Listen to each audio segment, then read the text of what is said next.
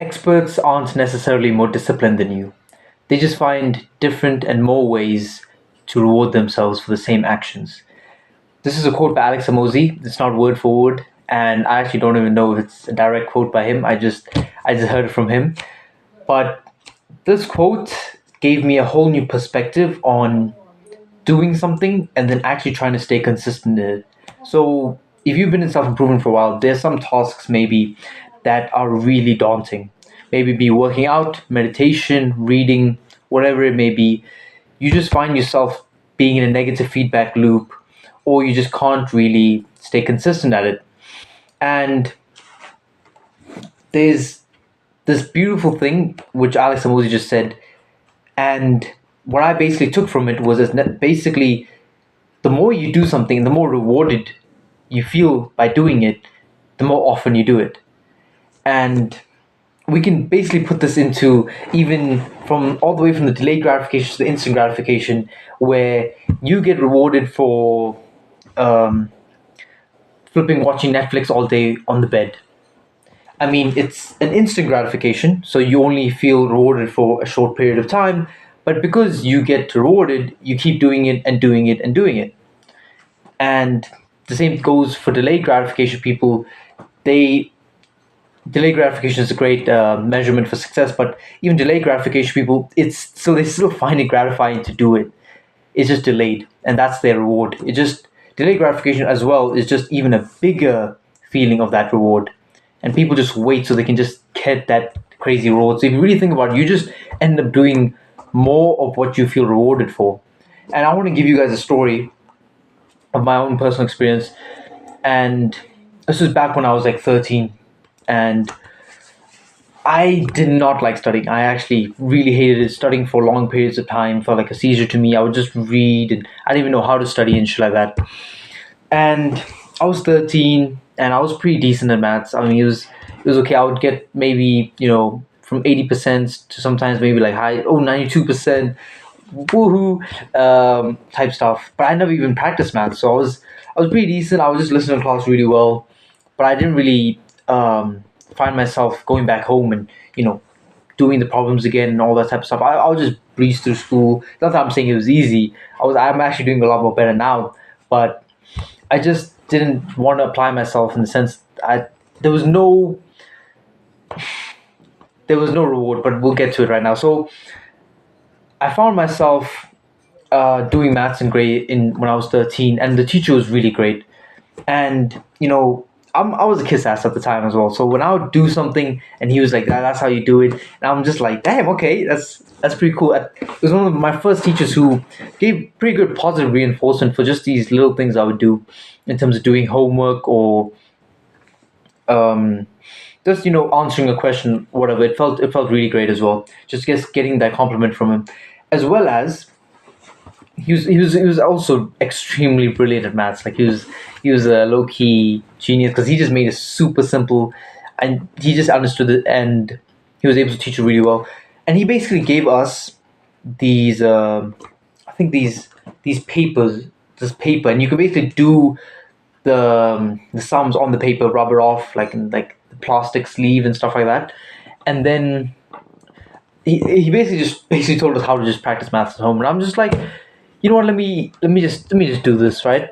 So we have a maths paper coming up soon, so a couple days before, I just thought, I just start practicing. I it is what it is, whatever. Start practicing. I write the paper, I get the paper back, and I aced it like 100%. And I'm like, hey, hey, damn, okay, that's pretty lit. And it was an amazing, rewarding feeling because I was a kid too. So my teacher, he was super cool about it. My friends were like, "Damn, you're a G." My parents were blown away and stuff like that because I mean, I've never got. What's even crazy is now you think that's like, oh, okay, sure, you did well once. I'm just like, damn, okay, let me do this again. So next maths paper is coming up. I focus a bit more in class, and I start practicing again for the paper, and I get 100% again in the second paper. So I'm just cruising. everybody, and it's even more positive reinforcement. The reward is even greater. My parents are even more blown away. My teacher's cool, and my friends are just flabbergasted. They're like, "Hey, man, you're doing really well. Keep it up." Stuff like that. Really great to have that type of positive reinforcement, and this reward feeling just felt amazing. Just I think I was the best, especially in academics, one of the best feelings I've had. Because the reward for just being sort of like an average high performer to just like, oh damn, you're the best. You're actually the best right now. And then at the moment, I was definitely the best at maths, and it was felt amazing. Um, that rewarding feeling, and just ever since then, I've been one of the best in maths in my class, pretty consistently. And I think that single event, the single span of just that first term, just completely changed how I viewed maths. I'm just like, flip, okay, I can. The more I do this, the more better I get. And what's even crazy is like the doing the action of just doing these problems made me feel better as well. It felt rewarding in itself. Then it wasn't even about the marks. I actually even liked doing just maths, and that was super great. So there's a few key points that I listed in the story, and how I basically implement this reward concept into my own life so that I can become more consistent in the habits and actually even enjoy the habits more, which is really great. Like this discipline, yeah, okay, you do what you don't like, but like if you could be motivated to do it as well, that's just it's an extra bonus for 100%. Like discipline is the fundamental, the base. But I feel like if you're motivated to do it as well and you're happy to do it as well, that's an extra nice um, bonus for it. So the more that I feel rewarded for something, the more likely I am to repeat the behavior. So how can we reward ourselves for the behaviors that we want to improve? One of the things I have is my habit tracker.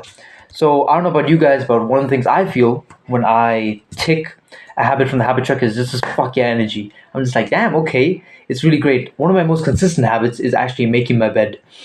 And I would have some extremely bad days, but I would always feel just a little bit better because I would always make my bed because it's fucking easy. Like just wake up and just do that shit. But yeah, I always felt super grateful for that, and it felt rewarding still just to take that. So I've always pretty much always if I've set making my bed as a habit check, I'm always gonna do it, and it just that positive reinforcement, the reward feeling of just ticking it feels really great. So I would recommend if you guys also wanna start implementing more things. This is just from my personal experience. I don't know what might work for you, but I would recommend making a habit tracker and see if you get the exact same feeling from ticking some of these habits, especially after doing it.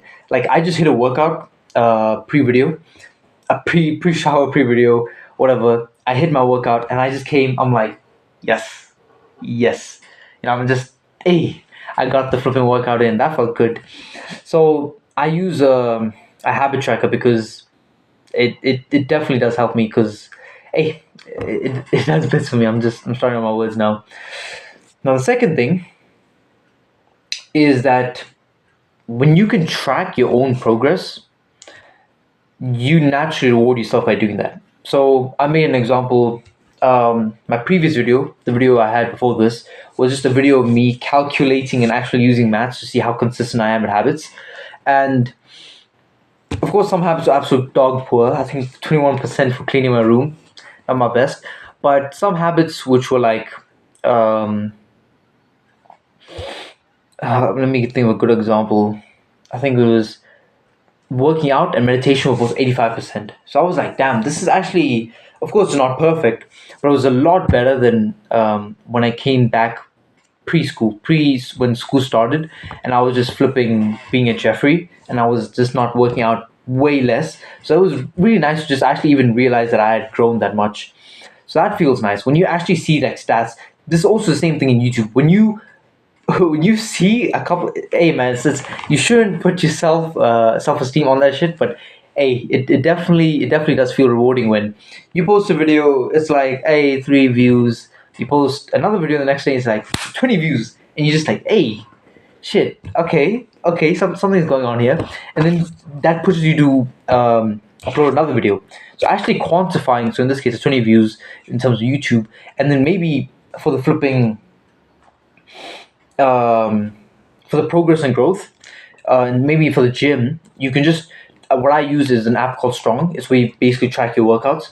So I just track my workouts on there, and it's just an amazing thing they have is just they basically every time you finish a workout, they just have this sound, and it's just like trophies with stars, and it shows how many PRs you've hit, how long you've worked out, and like your best sets and everything. It's just it feels really nice just hearing that sound. It's just they know what they're doing. That's for sure. They know what they're doing. They're definitely bringing people back to the app, but just by doing that shit. And you can even find it. I remember I'm taking this from someone else's experience, but I remember Alison was just saying, some gyms, another gym might be better than the gym you're going to, and then he just realized like, well, I go to this gym more, but why? Why do I actually take the extra 20 minutes to go to this gym? I actually just like going past, and then I have a 2 minute conversation with this person. They always greet me, and they always um, tell me, "Oh, damn, you're here again," and stuff like that. And they actually have a great conversation, and that feels rewarding. That social connection. So that brings you back to this gym. Even though that gym might be better, but you have more reason to go to the gym because it feels more rewarding. Even if it's just like flipping, talking to another person. So even just like stuff like that, just like I'm just reaching out, just like you can see why you do some behaviors because you get rewarded by it. And I'm not sure about the why of things, and I do things just do what works best, do what you know. But I've quite it just blew my mind. I feel like I just really need to share this. So 100%, I feel quantify and actually use math because I just feel like you can actually just statistically maybe put in a fucking graph and you can see a growth type shit artistically if you want to do it that way. And the third thing is when you start growing, naturally people just compliment you and cheer for you. So once you start winning, it's people start cheering for you. When you start going to the gym for the first 2 months, 1 month, whatever, but you finally start making some flipping gains, people will notice and they'll be like, "Oh damn, like you've been here in the gym, always nice, keep it up," stuff like that. And these little positive shit they say, which is lost maybe flipping 3 seconds, it's minuscule. You might not even notice it, but I feel like it leads you to just keep on doing it because you're like, okay, damn, like I work out and people saying these nice stuff, so let me work out more. Seems like building muscle elevates my status, so let me keep doing this more. And so yeah, I'm not saying go ask flipping compliments from people so you can get rewarded or shit like that. But it's just another way. If you keep putting in the work, and people will eventually notice. It might take different times, but people will eventually notice. And whether it's from working out, and some people more genetically more gifted, so they work out for a month and they just flipping jacked, and they start getting this positive reinforcement to keep going. And some people they have to wait that 2 months or 3 months until they start. They have to really start delaying the gratification. But once they start getting those compliments, it just starts skyrocketing. You just be like, damn, okay, going to the gym doesn't even feel as bad because you start associating that hard work with the positive benefit. And it's like, well, flip it. Like, it makes my life better, so let me keep doing it. And the final thing, which is the ultimate scenario of reward, is doing the hard work is the reward. So, in a situation like this, I actually feel like just actually flipping making this video, editing the thumbnail, trying to speak better on camera, not trying to like sound like an idiot. This sort of work that I'm putting in actually feels rewarding for me. Just making this before I even see okay how many views. Of course, the views definitely boost that, but actually putting in the effort feels rewarding in itself. And that's just the ultimate situation where we have the experts and they just do the action and they get the reward just by doing the action.